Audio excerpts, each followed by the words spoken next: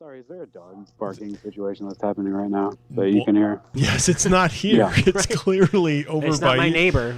I'm just wondering if you can hear it. Yes, we can. It's We can ridiculous. hear it. Last week it That's was what the I'm crows. This week it's the dogs. You just have Carrie. Well, and we've had Beast dogs over reference there. being... The Trollocs are coming at him. That's really what it is. Run now. Right. No, I'm good. Head for the quarry road. Get your sword out and be prepared. Get All right. underground. All right, welcome to the Jack of the Shadows podcast. This is Eric Van Conant along with David and Adam Van Conant, and we welcome you in here. This is the second episode, or the third. Maybe give me a shot. So we are doing chapters 7 through 12. We're going to start off here by just really quickly running through each chapter and kind of what happens, and then we'll get into, our general conversation about the different characters and what's going on. So chapter 7, Out of the Woods. Rand arrives in the two rivers to discover the town has been attacked. Rand and Tam. And incapacitated Tam. Nynaeve refuses to help them in her pragmatic way. The Dragon's Fang is scrawled on the inn door as Rand approaches the door and asks Bran for some assistance. And then, in a very subtle way, Bran suggests to Rand that he go and visit Moiraine and Lan for some help. So he goes and brings Moiraine back to the inn and gets her to heal Tam. Moiraine asks about Rand's dreams. Moiraine agrees to see Tam and makes some sort of veiled comment about good fortune that Rand is alive. Or someone's alive, for that matter. So chapter 8, A Place of Safety. Rand gets Moiraine to the inn, actually. Lan remarks on Tam's sword. Rand mentions the Black Rider to Lan. Moiraine mentions the Ravens. Strange version of safety. It's a safe space, Adam. Moiraine mentions the Raven being a warning and heals Tam and cleanses the taint from him. Tells Rand he has to leave. And Lan describes that the Trollocs targeted his and Perrin's farms and Matt's house, as well as where Perrin works at the forge. At which point, Moiraine tells Rand the Trollocs were after he and his friends, and now the story kind of really takes off.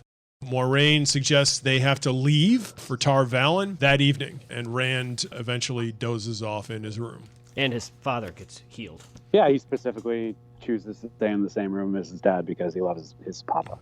They eat some good food also. Oh, and they discover that Podon Fane is missing. Right, and they presume he's been eaten by the Trollocs. Ugh. Chapter 9, Tellings of the Wheel, starts with the crazy dream. And then a conversation between Rand and Tam is quickly interrupted by Lan. By the way, there are a lot of names here with the name A in it. Bran, Rand, Tam. Then you've got Egwene and Moiraine. Yeah.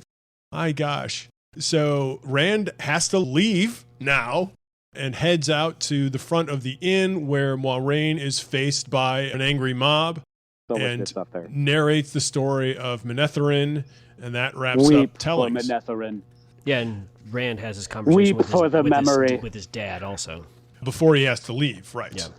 Chapter 10 is Leave Taking. Matt, Lan, and Moiraine meet Perrin in the barn. Egwene sticks her head in. Tom pops up from the hayloft. Egwene rides Bella, and they're off.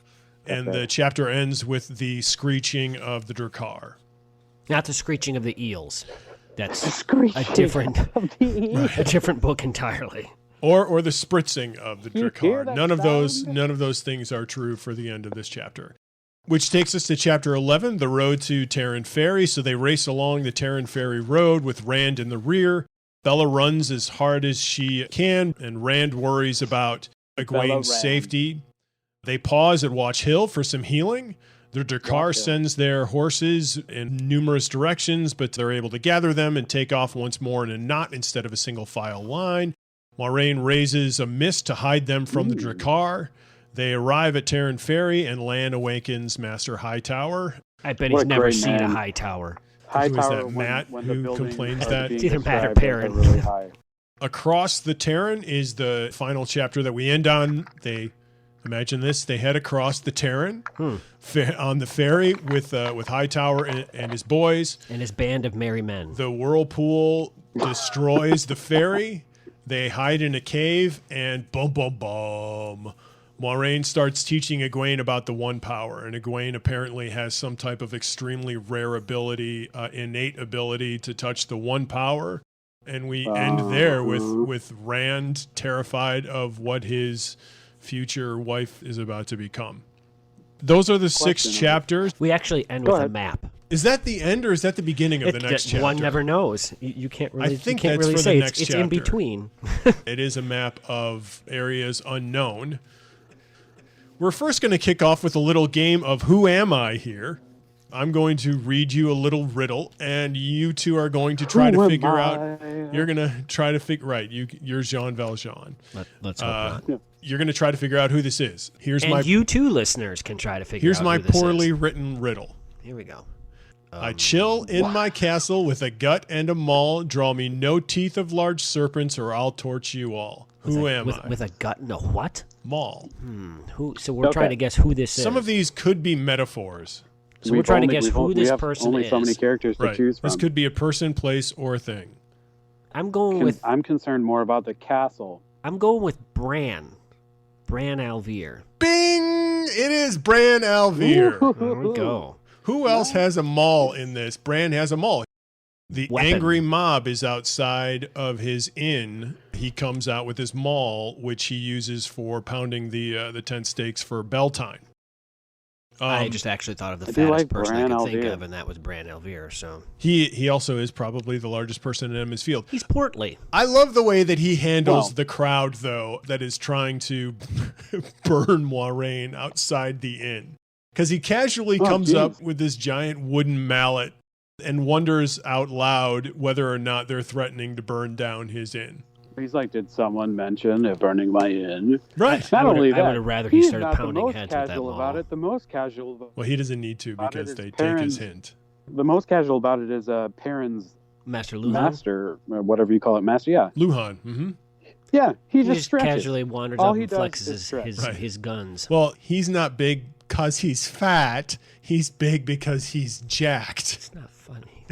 Yeah, sure, but he didn't even say anything. He doesn't need to. He's enormous. He's the mountain. He just shifts his bulk. All I'm saying is that's awesome. Absolutely. So he kind of asks, which way the three cheers for Bran Alvear, another name that has an A in it. May we see you again at some point, even though we've left. I want to drink his tasty beverages. The Emond's Field, right? Well, he's got all the brandy and the scotch. And eat his all that wife's. stuff. What is it? Not the tasty cakes. What does she make? The pies or something. I think she does everything right, though. She just does it right. I want to have some. She's like, oh wait, is your food cooling down? Guess what? Here's another hot plate. Exactly. Yes. She takes care of everyone. What do they do with that other food, though? I don't think there's a big homeless problem in Field. No. I mean, it's funny because they are short of food. So from the winter brand size, I think that's where the extra food is going. The winter hasn't been kind, but apparently the inn, which, by the way, doesn't actually get any visitors.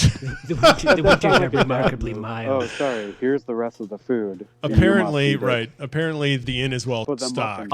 So now it's time to do a little You Don't Know Me. We're going to talk about some of the characters that we've learned some stuff about. So I think I heard people excited about the Drakkar. We don't. You heard some people. There's 3 of us in this podcast. All right, the two of you used to. You people. We don't really learn much about the Drakkar, except for the fact that he's the size of a man and has bat wings and screams. He sees that thing pass by the moon. You know what I picture when I see the Drakkar passing the moon, and this is yet another reference that I used last week. I picture in the Neverending Story when in the beginning when the hobgoblin is riding that bat, and it you see it fly across the sky. That's what I imagine. Oh, okay, yeah. The night hob is flying on the. Yes, that's totally what I picture. Yes, no, that's totally true. It reminds me of The Nightmare Before Christmas, or in Batman, the first one, where his bat thing that he flies on goes up into the sky and it flies in front of the moon. The bat and then it just falls. The bat wing, yeah. Where does he get such toys? Exactly. You do find out more about it also. Like, he flies by and, like, freaks them out with their wings beating in and, like... Not only that, we hear about a fade.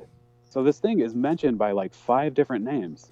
There's this thing that's described that Rand saw on the road with his dad. Right. Yes. And all these boys saw, and then it's actually described what it is, which is a fade, Yes. which is a horrifying Myrddraal. We'll get into this more down the road, but at all these different dialects or all these different areas, they all have different names for what they call these things. And you'll notice that the people of Emond's Field, their terms for things are much more English, much more common words that they've Eric is calling the English to more exotic creatures. Like, you know, they use the word fade instead of Myrddraal, which is a much more exotic word. That's the Drakkar and the Myrddraal. We learn a little bit more about the Trollocs here also. In these 6 chapters, we learn that their swords are poisoned. And in chapter... Yeah, because the swords are made in the... Thakandar. The Thakandar. What a great on earth name. is that? We learned that those in these those 6 things are chapters made too. there. That is the mountain that's like the calling... It's a place within the mountain, but we haven't really... But it's somewhere near where the Dark One is, like, located. Right, yeah, it's like... It's obviously a bad place. Because these things are not good, and they're poisoning poor Tam with a simple scratch. Chapter 10, we learn that wolves and dogs don't like Trollocs. I think that fills out our Trolloc compendium for the week. And I mentioned... Dave just sounded like Sanbuya there. Very funny. I was joking about the Drakkar smelling. These Trollocs do. I mean, can you just imagine? So they're burning them and they stink, but you got. I mean, death obviously smells in general.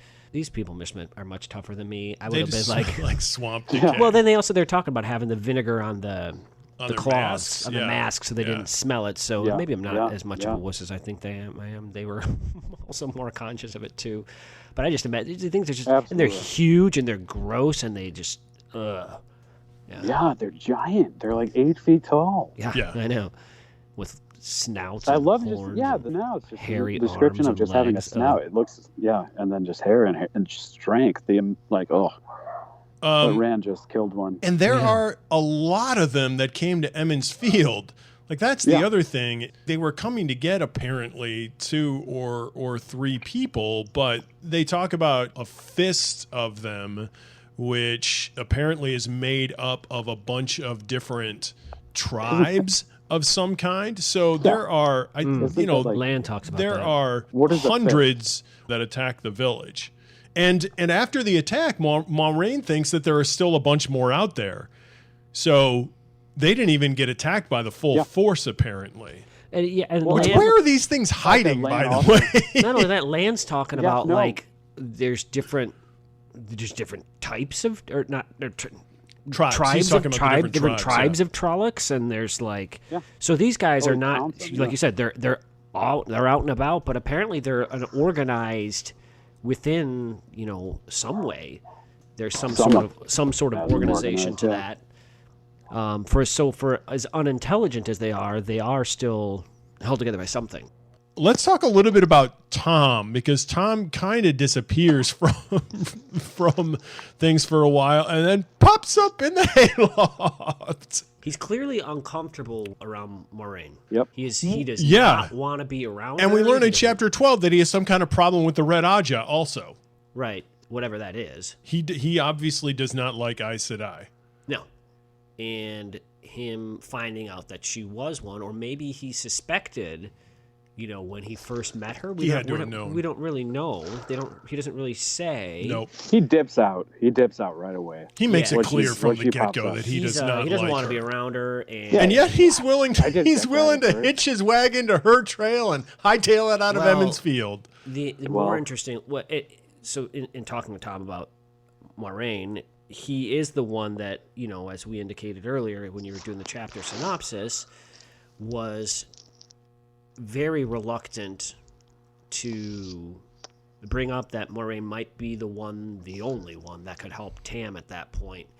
And so he's he doesn't want to be the one. He flat out does not want to be the one to suggest it, because as indicated when he talks to Rand about it, there's a price attached to it, and he doesn't want to be responsible in any way, for shape, or form for what that price be that Rand has to pay to have Tam healed. We don't know. So there's something there. There's something that we don't know. And I also think that he would rather the suggestion come from somebody in the town rather than a foreigner suggesting that he go to Moiraine. Maybe it could be anybody. Someone else to be blamed other than him. Right. I think he realizes that these people are also terrified of whatever the Aes Sedai are. Yeah. Which is again amazing to me. And it's amazing to me. She kicked all sorts of butt the night before. She saved their skin. I don't know. She saved the town. Where do we sidestep into that? And yet they're all like, I don't want to have anything to do with her. She's a bad one. I don't trust Aes Sedai. They're terrible. Ari Copland. Yeah, I mean, they all of a sudden, all of them turned into Coplans. Well, and our great friend Senbui. He's hopping the roof and he's screaming at them. It's just crazy how literally they would not exist. They would all be dead without those two. But don't go to them for help, whatever you do. I mean, we all just took their help last night, but don't go to them for help to heal this guy, because that'd be terrible. We don't get a whole lot from Matt and Tom here, or I'm sorry, Matt and Perrin. No. Matt joins Rand on the landing outside of Tam's room, and then Perrin comes in the barn. But Egwene, Perrin's got a sweet axe, though. He does. He has a giant axe, which everyone kind of gives him grief He's got about. A sweet axe. I love how everyone gives everyone grief about everyone else having a weapon when everyone has one. Well, but Matt is the one who has the local weapon, which is interesting. Yeah. You've got 3 guys from the same town, and the only one who's actually bringing the weapon that all those guys know how to use is Matt. Yeah. The other 2 are using things that are foreign to the location, even though Perrin's been practicing with his axe. Yeah, they said he was practicing. Now, I wonder what he's been practicing.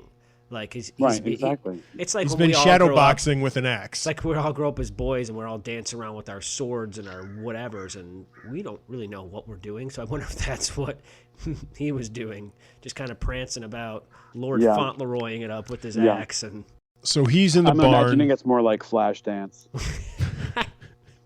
There's a big montage there. That would be a feeling. Except instead of Flashdance, they're playing the Karate Kid song in the background. You're the best around. Sure. That would even be cooler if he had a bandana on. They're in the barn, and Egwene foists herself upon them because, like Matt, she wants to get the heck out of Dodge. She's pretty observant, too. Well, she is. She's like a little Sherlock Holmes. Moiraine is like, what's up? Wait, how did you notice this? And Moiraine is the one that's perfectly fine, and everybody else is like, that stupid girl, get her out of here. We don't need a girl. Yeah. Part of what Moiraine is trying to determine, though, is to make sure nobody else could have drawn the same conclusions she did, and that they're going to have another couple of heads popping in at any moment. Side note here, though. At the end of the 12th chapter, we understand that Moiraine knew that she had the ability to be an Aes Sedai. Right. So why in the world would she not want her to be going along with them? Yeah, it could be all part of her master plan. She didn't invite her. We don't know it at the time. So definitely awesome. She didn't invite her. She did not intentionally. Sure. So she's willing for her to come along for reasons that we see in these 6 chapters, but she wasn't invited. So when she's asking her how she figured it out, she wants to make sure no one else is going to join them. There's some other good sleuthing that goes on here, too. Like when Rand arrives at the town, he's able to conclude by the fact that things are burnt down that this must be where the Trollocs started and that they came up the road and attacked his house. It's because that Rand's a smart one. He is. Lan ultimately has to tell him, deduce this for yourself. Who got attacked? It's going to be the people that are the same age as him. And then he still doesn't believe it because there's some other he questions Bran about it. To see, who was Bran that he's talking. Yep. He questions Bran to double check the information that Lan gives him. He's verifying. Mm-hmm. So he finds that out to make sure he's not being manipulated by those horrible Aes Sedai. Yeah. Then they're like, no, we actually told you that it's people within a certain amount of time that you were born, which happens to be like what? Days, several weeks. Yeah. Days or weeks. That's it. Not months, because that one kid was one kid's a month a couple of months outside, and it was like, no, silly boy. Yeah. You dummy. Those tricks aren't for you. Something else interesting that Egwene sort of illuminates is the male-female relationship in these books so far. There is a definite sense of the women in these books fighting for their own and not wanting to be seen as subservient to the men. I disagree with that. Rand offers to protect Egwene, and Egwene's immediate response is, well, maybe I'll protect you. I don't think anyone does see them that way because all the men are like, those women, they're feisty, man. Look out. You know? But the interesting thing is we haven't really had a female narrative to see what the women are thinking about the men. Well, we know there's a women's council. Yes, you have. There's been talk about this as women. No. What I mean is, like, we hear Rand in his thoughts about Egwene, or what he's thinking about, and all that sort of stuff. So I'm curious, to see if we go on with the story, how that'll play out, how the female characters will be viewing the men.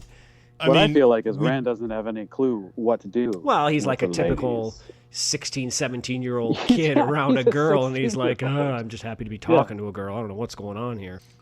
He also is incredibly loyal to the people that he loves. Yep. His father and Egwene, he wants to keep them both safe. And he approaches Egwene in a traditional male-female way, and he views himself as the protector, and she just doesn't buy into that. They have like a maple. Yeah, they do. Yeah, right. So they do subscribe to not this bell time. There was disaster. But it was traditional elsewhere. Yeah. Behaviors. And then speaking of that, so Adam brings that up. I love how the people from the other town come in and they're all ticked off that they're not going to have the celebration. Yeah. There's no town left standing to speak of. The maypole's burnt in half, but come on, just put another one up. We're ready to party. What is wrong with these Which people? they would have been as well. Right. Fireworks. And they didn't get a they mention also that Tom disappears. Like no one knows where he is during the fighting. Lan mentions that except specifically. for his burned cloak. Right, and that's the defense of him. So Adam, last week you brings up the point. Well, no, his cloak was is burnt. singed, and that's a sad thing, Adam, because last week he was the best dressed, and he might not be this week. he's the most singed. His cloak is not so fabulous as it was. No, that's a tough one. Egwene's end of these 6 chapters is pretty crazy. And obviously, she has a really big end to this where she discovers that whatever this crazy power is that the entire town that she grew up in is terrified of and therefore hates the women who can wield it, she has it. And she's perfectly fine with it. And she's excited about it. Yeah, and she is, right. Which is interesting, which maybe speaks to her own independence. It's definitely pushing her away from Rand. But Rand's more than a bit freaked out about this. Right. Let alone what everybody else is going to think when they find out.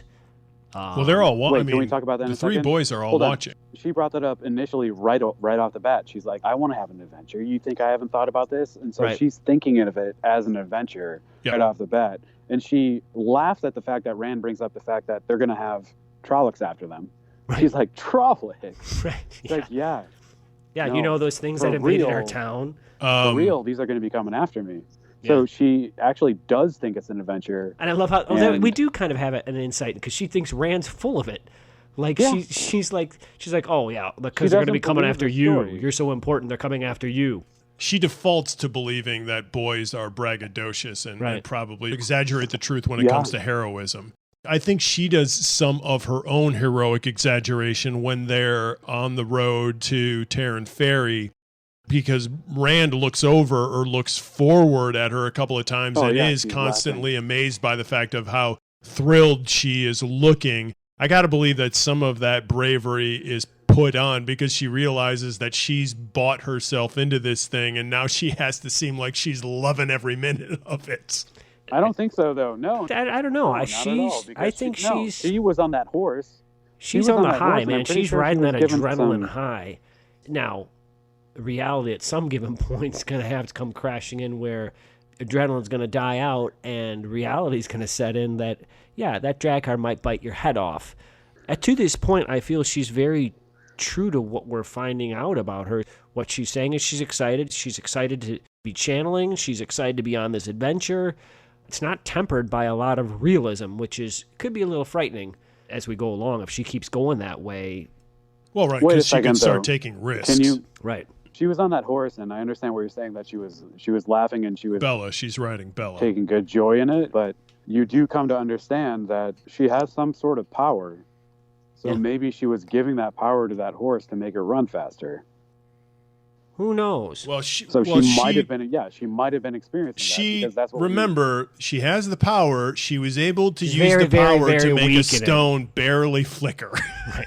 She's very. But yeah, you're right, Adam. We don't know. I don't know why you're laughing at that. We don't know. It could be. I mean, I think that would be. Moiraine said that she made it barely flicker. Sure, she said that would take people months that were born with it. Right. So yeah, she's obviously stronger than your average. Right, but she's stronger than your average anything. She said that she could maybe become, what was it?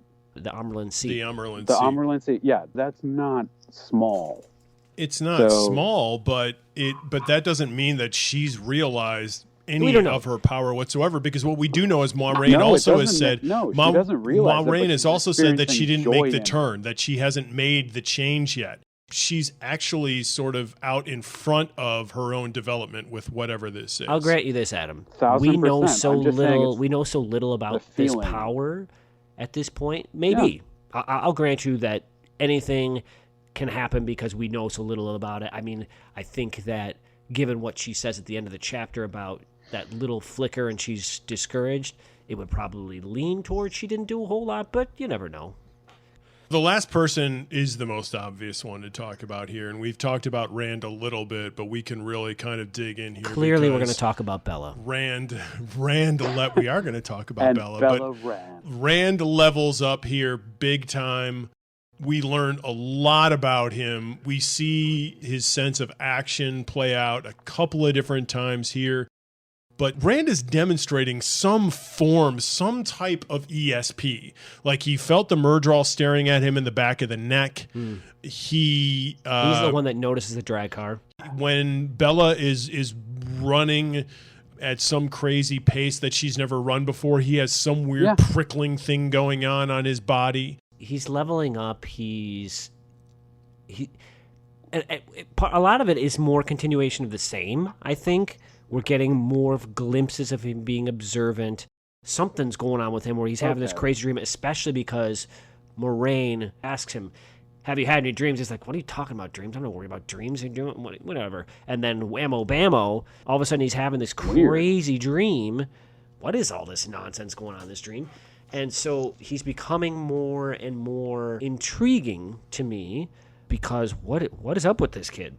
He's killed a Trolloc. Yeah. He's carried Tam mass distances. There's something going on with this guy. And when the Drakkar flies out at them, he discovers that he's got his sword out. Right, yeah. And he's ready to fight. So he has just an inherent fighting instinct. Yeah, he's ready to go. Which is impressive. He is somewhere between Mat and Egwene and Perrin. You have Mat and Egwene, who I think are inherent thrill seekers or adventure hunters. I don't even know why Perrin is on this mission. They basically kicked him out of town. Right? He has an axe to grind. Well, no, he is because he's born in the same. And he's the EH. He's the EH. So he's got to go. But he hasn't said anything other than the fact that he's embarrassed that he's got the axe with him. Rand is somewhere in between those two. Like, he was adventurous enough in order to volunteer for the watch that's going to continue to patrol Emon's Field, but he also has a ton of heartbreak when he leaves Emon's Field. Right. So he's almost doing this out of a sense of duty as opposed to the sense of adventure that really seems to be driving Mat and Egwene. When he was falling asleep by his dad's side, he had completely forgotten about the sword at his side. The sword did not feel so heavy anymore. Oh no, that's when he was walking with Lan. So like it's totally developing that, and the fact that he's actually turning into some sort of what? Lan. Warrior. Like he's becoming like Lan. Yeah, some sort of warrior. Yeah. If you want to talk about this in terms of RPGs, I mean, yeah, he's becoming some kind of warrior class. One of the things that struck me the most about these 6 chapters is the departure between he and his father is so abrupt. It's so fast. Yeah. He's in the middle of talking to his dad, and he gets torn away for We don't know how long. He's leaving town. He's on his way out, and that's it. And he barely gets to say goodbye. Yeah, that's crazy. Like, especially after everything he did to get him to town and get him healed. Right. And whatever price it is. And then he's got this whole thing of his birth lingering over his head on top of it, so he doesn't even get to talk to him about that. Yeah, he keeps reiterating, he's my father. Right. Yeah, that's kind of forgotten about. Well, not really. He has a mantra to himself, basically, where he's constantly trying to reinforce the idea that that he's this man's son. I guess we're getting the sense of urgency of how important it is that they get out of Dodge. But once he gets out of it and he gets involved in all this like horse running, he forgets about his supposed father or whatever. Well, right. Well, I guess that goes just to the fight or flight syndrome. The most pressing thing at that moment isn't sitting there pondering about who's my daddy. It's more, I gotta stop getting the chance of having my head bitten off by this flying bat, or sinking in a ferry, it's just whatever's most pressing need at the moment is taking over all that other stuff. So we don't see the time for him to reflect on, gosh, that sucks. I just walked away from my dad fast. He has no time. Yeah. But at some point it's going to come crashing down on him. I would imagine it would. They're told by Moiraine that in one of or all three, there is something the Dark One fears. The evil force in the entire world is afraid of something in these three boys, according to this woman. Right. This is another theme. Okay, so Rand and I think Matt continue to talk about how this adventure doesn't feel like an adventure. Right, there are these references to there must be a difference in what you saw. It seemed to him that depending on whether you sought adventure or had it forced on you. No, Matt doesn't, because Matt is like, wait, I don't know. Wait, is it Matt or is it Perrin that they start listing off things in adventures? He's like, well, Trollocs or... Right. That's in reaction to the fact that they're both commenting on it doesn't feel like an adventure, and then they look at it and said, there are all the elements for adventure here, but all I feel is cold and wet. Yeah, but it goes once again to their preconceived notion of things. If this is not the definition of an adventure, I don't know what is. Yeah. And that's kind of the point of that conversation. Like. The whole turning to an Aes Sedai thing, they're so stuck in their notions of whatever they've conceived in this village that they just can't see beyond it. It's actually interesting because in chapter 12, Rand makes the realization, and this is a quotation directly from the book, Rand decided he had better stop thinking that he knew anything at all of what people were like beyond his own village. He comes to the realization that the world is much bigger and contains a lot more people in it than he can imagine, and he's also probably imagined certain people to be things that they aren't. Sure. They need to apply that to a whole lot else other than people, their whole thought process in general. Well, I think it is a description of a change in him mentally. It's Rand leveling up. Yeah, that happens at the ferry. That when Lan talks to him about how he should feel about those people there. Right. And he's like, "Oh, wow. I didn't think that you would feel that way about it." Right. He's leveling up. I like how he copied Lan's stance at the ferry. I was hoping everyone would make fun of him from it, but everyone else is... he's so conscious about that, but everyone else is like doing the same thing. Yeah, he puts back his cloak. Well, that's because Lan pushes back Perrin's cloak. Pretty sweet at the ferry is the Gleeman just... flipping his knives. Around a knife. Yeah. Like, no big deal. I'm going to clean my nails with my Don't knife. mind me. Weird. I got these knives here. Now you see them, now you don't. Now it's time for the you got to know when to hold them segment when we talk about people that have something to hide. So we can dig into the Aes Sedai a little bit here because we've learned. It's funny because we've learned a lot about them, but we still really don't know who they are, other than there's some ruling political class of people that wield a magic power that everyone is terrified of. So they must be incredibly manipulative and, I guess, physically dangerous. People's minds, they must be. Right. Well, it's got to come from somewhere. I mean, people don't just... You bring this up. Apparently, we find out about warders and Aes Sedai. And Lan is Moraine's warder. What's brought up is that Rand knows, he's heard rumors about these warders and Aes Sedai and the fact that they are tied at the hip, essentially. Mm-hmm. Yeah. And that the warder gets benefits for it. So the warder's benefits for it are what? Well, somewhat eternal life? Lan talks about that. He gets strength from Moiraine, but he apparently doesn't need it when she's going around healing people because he gets some sort of benefit from her. But the downside is she can't heal herself. So we learn that a little bit. You hear him talking about that, but you also hear Rand just talking about what he knows about them. The infamous knowledge these townspeople have. Yeah, the knowledge of them, and what he says is that they like the warders get these benefits from it. And then a little side note after that was, and we don't really understand what the Aes Sedai get from it. Moving on from the warder, no. Other than the fact that they have this superpowered battle warrior walking around them all the time. I mean, there's obviously a benefit there. So we learn in chapter 12 about the existence of Ajas. Whatever those are. And I mean, all we know is that there's some sort of societies within Aes Sedai that have their own, purposes, and we learn that the Red's purpose is to prevent the breaking of the world. And Gleeman doesn't react well to the Red Aja. No, he does not at all.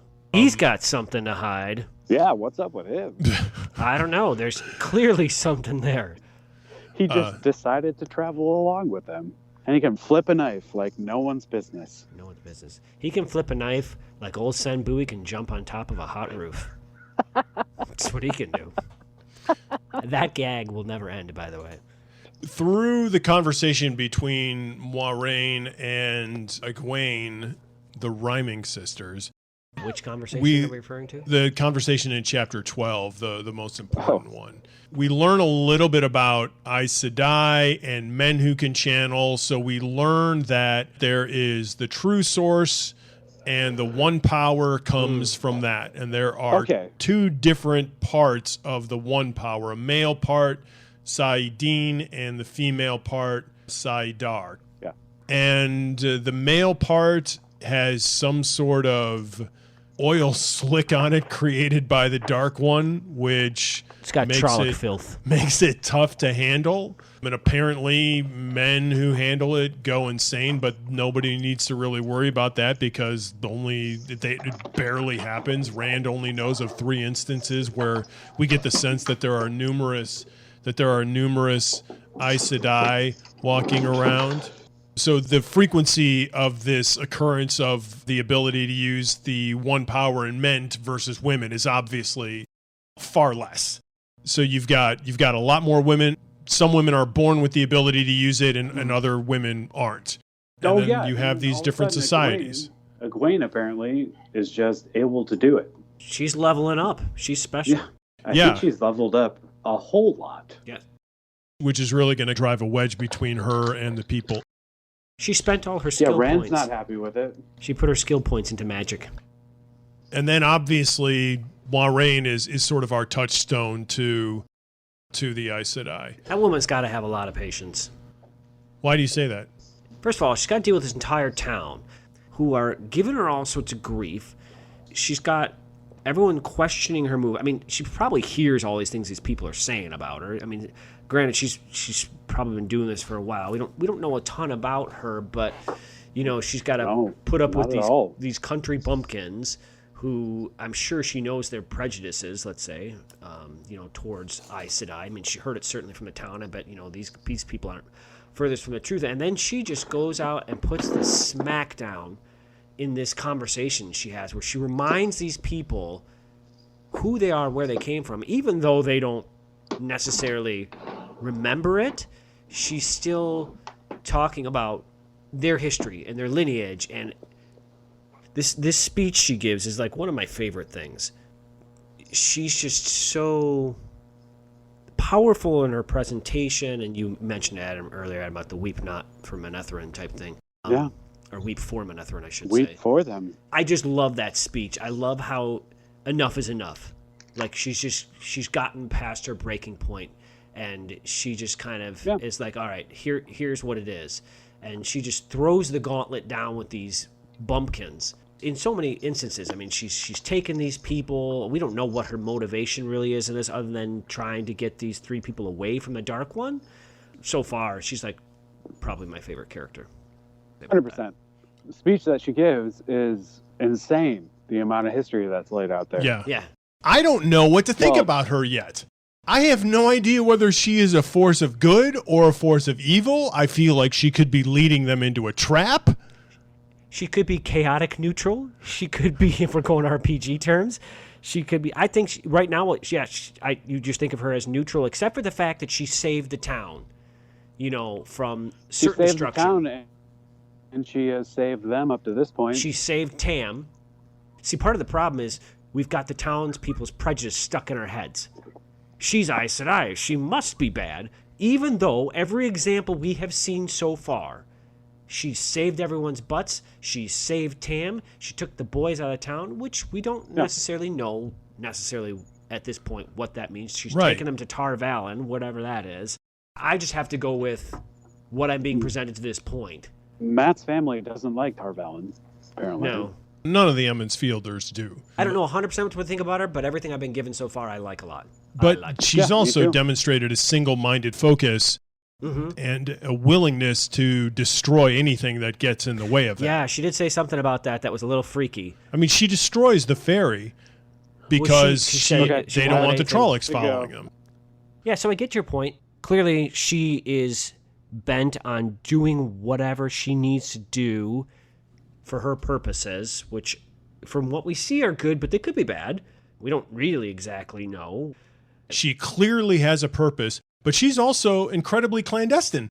We don't know what it is. She won't tell anybody. She only tells people what they absolutely need to know. Right, which goes in line with what those townspeople for sure say about Aes Sedai. Right, and that's why people don't trust them, is if they act like her, then they're these incredibly intelligent people that have a lot of information, but only tell people exactly, what they need to know in order to get them to do what the Aes Sedai want them to do. So we've seen her do a couple of things that are new. She healed Tam. She restored the horse's health. She was going to restore the health of the party before the Drakkar showed up and led them to just jump on their horses and run away. She has that angreal of that naked woman with the long flowing hair, which she used in order to draw apparently more of the one power in order to rid Tam of the taint. Why did everyone care so much that she sunk the ferry? I don't get it. Those ferrymen were going to rob them.